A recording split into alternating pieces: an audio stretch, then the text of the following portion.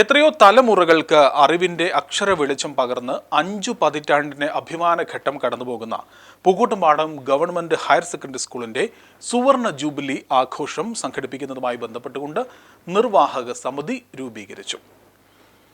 സ്കൂളിന്റെ രക്ഷാകർതൃ സമിതി, അധ്യാപക പൂർവാധ്യാപകർ, ക്ലബ്ബുകൾ, സംഘടനകൾ എന്നീ വിഭാഗങ്ങളിലെ നിരവധി പ്രവർത്തകർ ചേർന്നാണ് ഇങ്ങനെയൊരു നിർവാഹക സമിതി രൂപീകരണ യോഗം ചേർന്നത്. പൂപ്പാടം എന്ന പേരിൽ വിപുലമായ പരിപാടികൾ കോർത്തിണക്കി മുഴുവൻ ജനവിഭാഗങ്ങളെയും ഒരുമിക്കുന്ന തരത്തിൽ സുവർണ ജൂബിലി ആഘോഷം നടത്തുവാൻ നിർവാഹക സമിതി യോഗം തീരുമാനിച്ചു.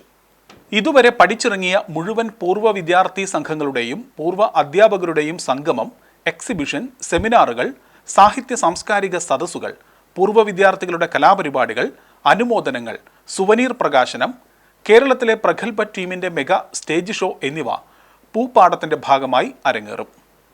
2026 ഏപ്രിൽ അവസാന വാരത്തിൽ നാടിന്റെ ഒന്നാകെ ആഘോഷമാക്കി മാറ്റുവാനാണ് നിർവാഹക സമിതി തീരുമാനമെടുത്തിരിക്കുന്നത്. വിവിധ കമ്മിറ്റികൾ രൂപീകരിക്കുവാനും അഭിപ്രായ സമന്വയത്തിനുമാണ് യോഗം ചേർന്നത്.